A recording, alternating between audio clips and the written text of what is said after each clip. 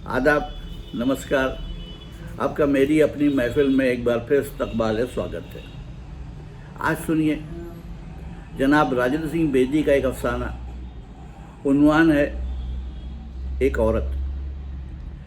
Town hall के नसीम बाग के अंदर दो तीन चीज़ें ही मेरी तवज्जो का मरकज़ थी।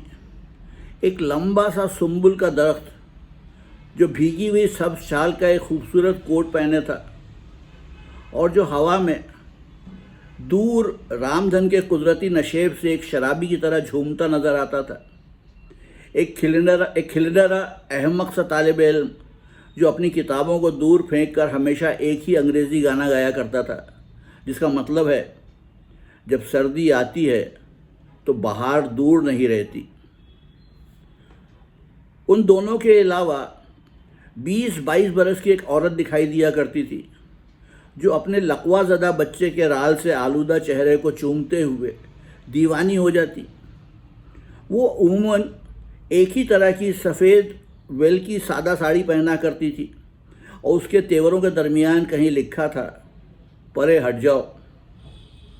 पहले पहल जब मैंने उसे देखा तो मुझे ख्याल पैदा हुआ कि वो भूखी है, लेकिन उसके फ़ौरन बाद ही उसने कुछ माल्टे ख़रीदे और अपने बच्चे के सामने बिखेर दिए।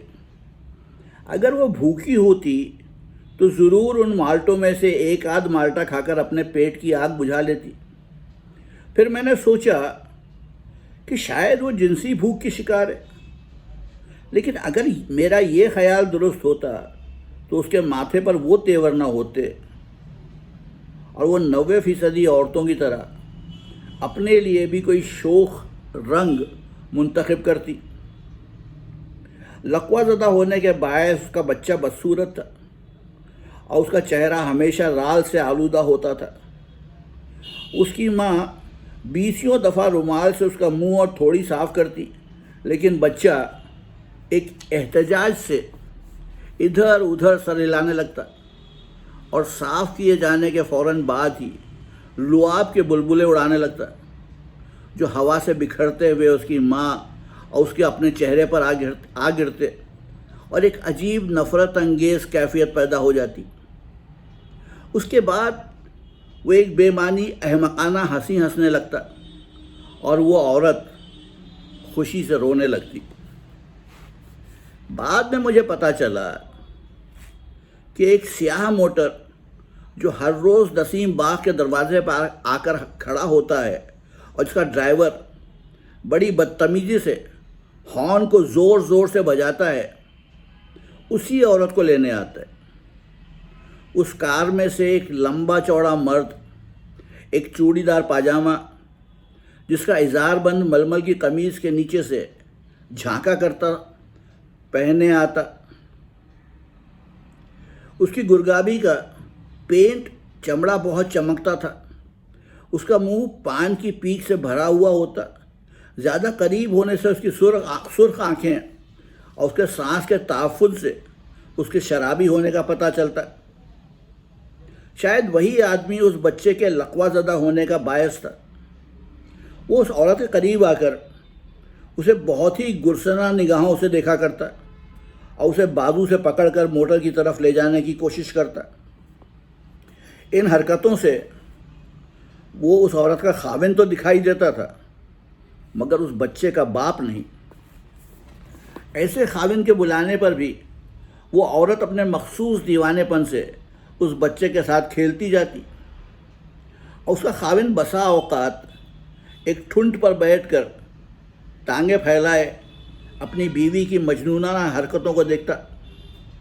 कुछ अरसे बाद बीवी उन्हीं दूरबाश निगाहों से अपने खाविन की तरफ देखती और बच्चे के छोटे मोटे कपड़े, माल्टे, सेलुलाइट के खिलौने समेटने लगती।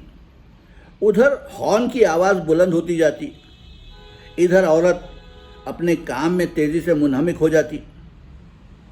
मुझे उस औरत से एक किस्म का उन्स हो गया था, एक किस्म की दिलचस्पी जिसकी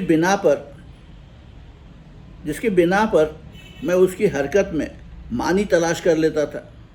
मैं नहीं कह सकता था कि वो औरत वाकई खूबसूरत थी या नहीं, लेकिन मेरे तख़य्युल ने उसे बेहद हसीन बना लिया था। اس کا بالوں کو سنوارنے کا انداز مجھے بہت پسند تھا۔ وہ جھٹکے سے اپنے بے ترتیب بالوں کو پیچھے کی طرف پھینک دیتی اور اپنی انگلیاں پھیلا کر شانے کی طرف ان میں داخل کرتی ہوئی اپنا ہاتھ پیچھے کی طرف لے جاتی، اور میرے لیے تمیز کرنا مشکل ہو جاتا کہ اس کی حرکتیں ارادی ہیں یا غیر ارادی۔ مجھے اس کے خاوند کی طرح اس کے بچے اور اس کے لعاب آلودہ چہرے سے بے حد نفرت تھی۔ البتہ بچے کی بے چارگی پر رحم آتا تھا، میرے دل میں محبت کے جذبے کو اکسا دیتا، لیکن اس قسم کی محبت جس کی تہہ میں ہزاروں نفرتیں کوٹ کوٹ کر بھری ہوں، اس سے تو محبت نہ کرنا ہی اچھا ہے۔ بہت دنوں تک میں کسی ایسے موقع کا منتظر رہا جب میں اس عورت سے ہم کلام ہو سکوں،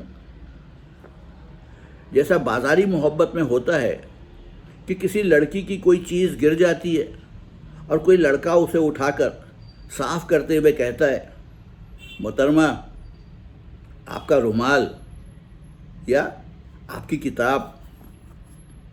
پھر وہ لڑکی مسکرا کر شکریہ ادا کرتی ہے اور بس محبت شروع ہو جاتی ہے۔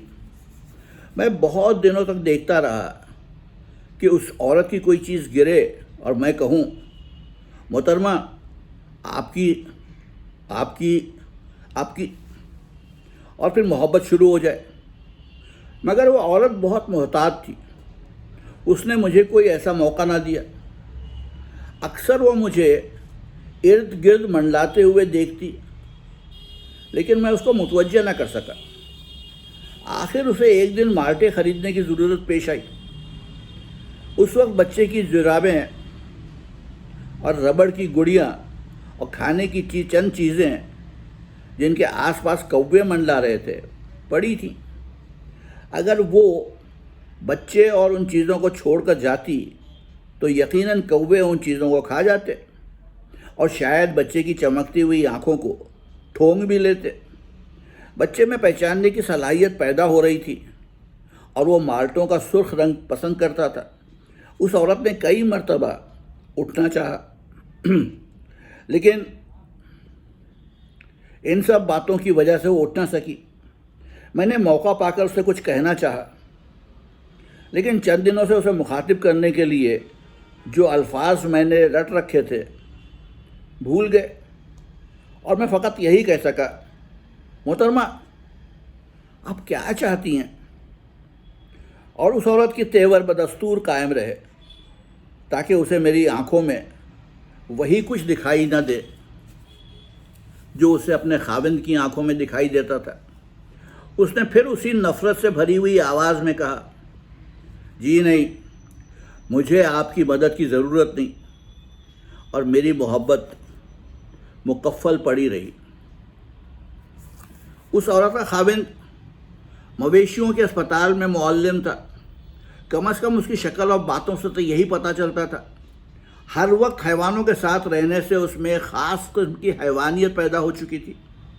اسے اپنے لقوا زدہ بچے پر کبھی پیار نہیں آتا تھا، اور جب اس کی بیوی بچے کو اس کے بازوؤں میں ڈھکیلنے کی کوشش کرتی تو وہ گھبراتا ہوا پیچھے ہٹ جاتا۔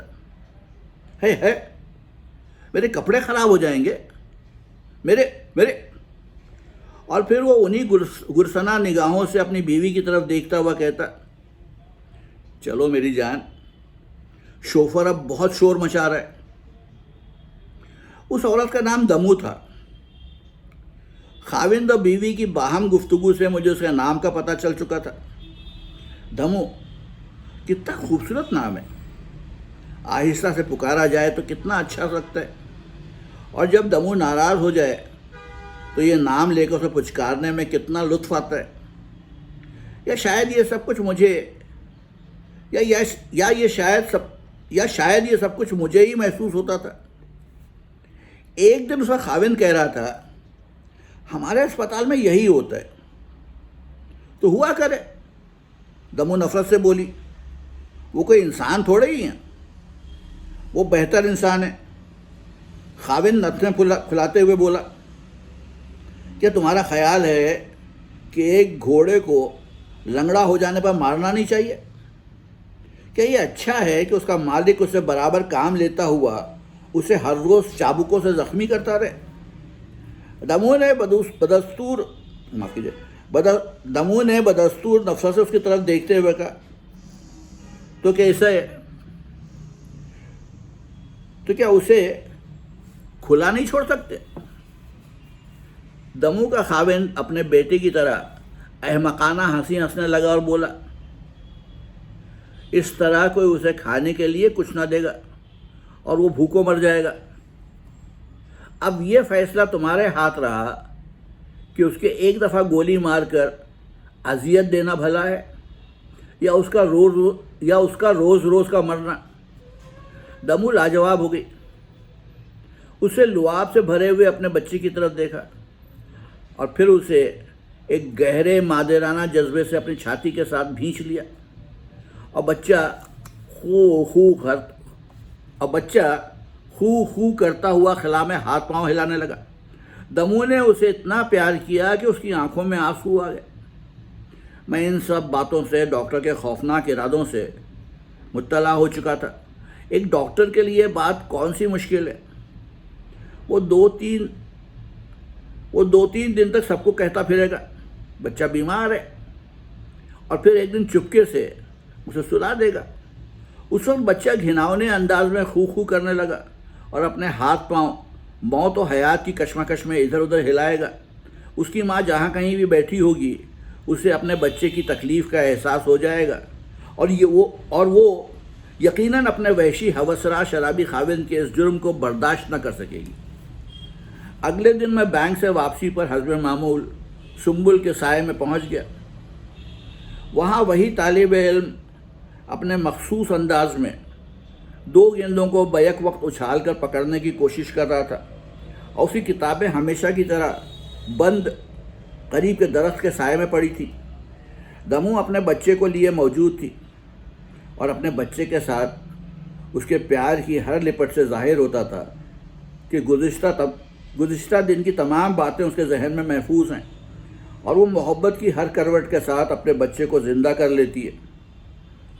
اس وقت وہ بچہ رینگتا ہوا گاڑی سے کچھ دور سنبل کے نیچے آ گیا تھا اور سنبل کے پھیکے بے مزہ پھلوں کو اپنے دانتوں سے پپول رہا تھا، اور اس کی ماں بچے کو زندگی میں پہلی دفعہ چند قدم رینگتے ہوئے دیکھ کر خوش ہو رہی تھی۔ میں اس وقت صنوبر کے سائے سے نکلا اور مارکیٹ سے چند قیمتی سرخ مالٹے خرید کر نسیم باغ کو لوٹ آیا۔ وہ بچہ ابھی تک سرخ پھل کو پپول رہا تھا۔ میں نے مالٹے اس کی طرف بڑھا دیے اور بچہ رینگتا ہوا میری طرف آنے لگا۔ آخر اس نے ایک مالٹا ہاتھ میں تھام لیا اور میرے ہاتھ سے دوسرا مالٹا لینے کے لیے میری طرف بڑھنے لگا۔ دمو میری طرف متوجہ ہوئی۔ مجھے اس کے چہرے سے اس کے جذبات کا پتہ چل رہا تھا۔ وہ سوچتی تھی شاید اس کا بچہ جسے کل ہی اس کا وحشی شوہر محض اس بنا پر مار ڈالنا چاہتا تھا کہ وہ ان کی محبت کے راستے میں خلل انداز تھا، کسی آسمانی برکت کے نزول سے چلنے لگے۔ اس کے چہرے پر امید و بیم کے تاثرات دکھائی دینے لگے۔ اگلے دن میں نے بازار سے چند ایک رنگدار غبارے خریدے اور انہیں دھاگے سے باندھ کر بچے کے پاس رکھ دیا، اور جب وہ نزدیک آ کر انہیں پکڑنے کی کوشش کرنے لگا تو میں نے دھاگا کھینچنا شروع کر دیا اور غبارے میری طرف سرکنا شروع ہو گئے اور بچہ آہستہ آہستہ رینگتا ان غباروں کی طرف بڑھنے لگا۔ دمو نے قریب آتے ہوئے کہا، دھاگے کو ذرا آہستہ آہستہ کھینچیے۔ میں نے دھاگے کو آہستہ کھینچتے ہوئے کہا، نہیں تو اسے ذرا تیز چلنے کی مشق کرنی چاہیے۔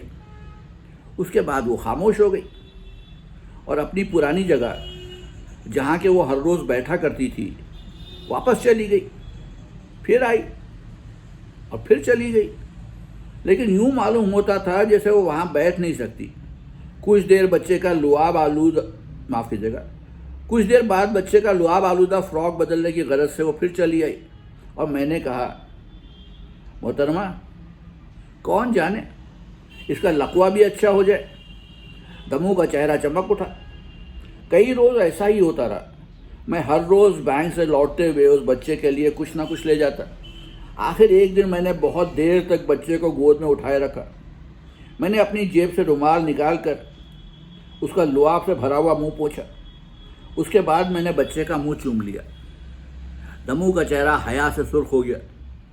تھوڑے سے گو مگو کے بعد وہ میرے قریب آ گئی اور مسکرانے لگی. اس وقت سنبل کا درخت تیز ہوا کی وجہ سے زور زور سے ہل رہا تھا اور وہ کھلندرا طالب علم سرد ہوا کے جھونکوں سے متاثر ہو کر وہی گیت گنگنانے لگا. جب سردی آتی ہے تو بہار دور نہیں رہ جاتی. اس وقت لقوہ زدہ بچہ میری گود سے اتر کر میرے پاؤں میں رینگنے لگا اور ہم دونوں جانتے تھے کہ اس کا لقوہ ٹھیک نہیں ہو سکتا. یہ تھی راجن سنگھ بیدی کی کہانی ایک عورت. فی الحال اجازت دیجیے، پھر آؤں گا، آپ کو کچھ اور سناؤں گا. آداب.